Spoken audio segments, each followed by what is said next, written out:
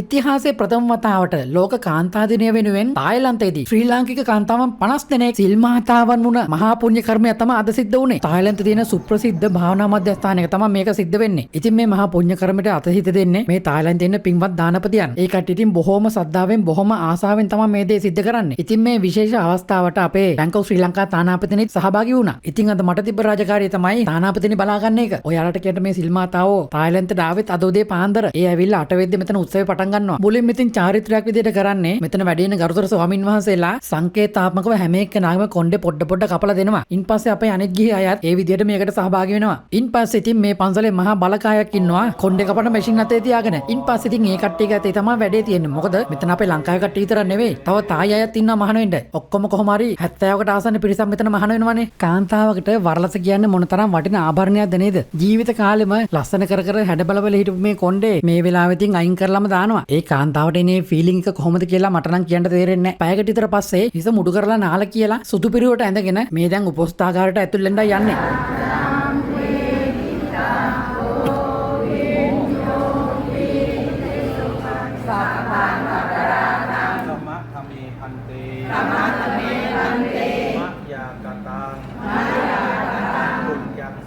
අපරාධිකයන්ට මේ තායි අය නම් අපේ කට්ටිය බොහෝම හොඳින් බලා ගන්නවා. කිසිම අඩුපාඩුවක් නැහැ. ඉතින් මේ අය සිල් සමාදන් වෙනකොට අතේ නෙළුම් මල්, හඳුන් කූරු, ඉටිපන්දමුත් තියාගෙන ඉන්නේ. ඒ ගරු උපාධ්‍යයන් වහන්සේට පූජා කරන්න. ඉතින් අද මහාන වෙන හැමෝටම උතුරුසලුව පූජා කරේ අපේ තානාපතිනි විසින්.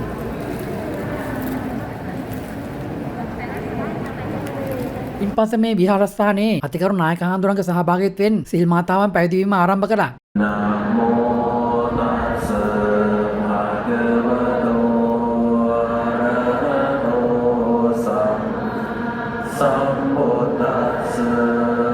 මට කියන්න අමතක වුණා අපේ ලංකාවෙන් මෙහෙණින් වහන්සේලා කියප නමකුත් වැඩලා හිටියනේ. මොකද අපේ ලංකාවේ සිල් මාතාවෝ තායිලන්තයේ දින 49ක් බණ භාවනා කරනවා එක දිගටම. ඉතින් මේ දේවල් වලට ඉතා සමීපෙන් ඉඳගෙන අවවාද අනුශාසනා දෙන්න තමයි මේ කට්ටිය වැඩලා ඉන්නේ. ඔයාලා බලන්නකො මේ උපෝස්ථාගාරය මොනතරම් ලස්සනද කියලා. මේ උපෝස්ථාගාරය ගැන කියනවා නම් ඒක ඩිසයින් කරලා තියෙන්නේ ක්‍රිස්තියානි පල්ලියක් වගේ. තායිලන්තයේ මේ දසර කොච්චර රස්නේ වුණත් මේ උපෝස්ථාගාරය තුළ නම් මාර කූල් ඈ. ඒකෝ සංඛච්ඡා පපච්ඡං මප්පත්තේ සංඛෝ ධාරේතු අච්ඡත්තක්ඛේ පානෝපේතං.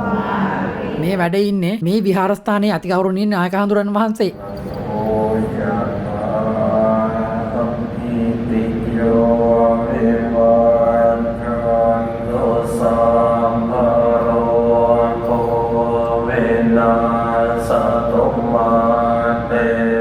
ඉතින් අපේ මේ සිල් මාතාවන් අද මෙතන සිල් සමාදන් වෙලා තායිලන්තයේ උතුරු පැත්තේ තියෙන චෙම්මයි කියන පළාතේ තියෙන භාවනා මධ්‍යස්ථානට යනවා. දින 49ක භාවනා වැඩසටහනකට. චෙම්මයි කියන්නේ එසේ මෙසේ දුරක් නෙවෙයි. බස් එක යනවා නම් පැය 12ක් යන්න වෙනවා. හැබැයි ඉතින් මාරම නිස්කලංක වෙනමම ලෝකයක් එතන. තව විශේෂ දෙයක් තියෙනවා. අපේ මේ සිල් මාතාවන්ට ඉන්න දවස් ටිකට කෑම හදලා දෙන්න තව 4-5 දිනකුත් ආවා. ඒ අය කෑම හදන්න ආවා කියලා නිකන් ඉන්නේ නැහැ. අපේ සිල් මාතාවන් එක්කම මේ කට්ටියත් අටසිල් රකින්නවා. ඔයාලා මේ වගේ දුර්ලභ විශේෂ ලස්සන වීඩියෝ බලන්න කැමති නම් සියම් වෙද්නිලා Facebook page එක like කරලා share කරලා follow කරලා තියාගන්න.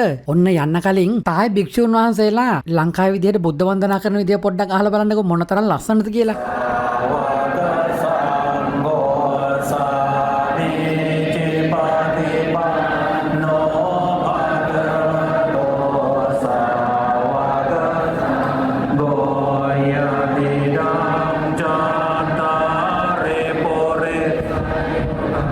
ne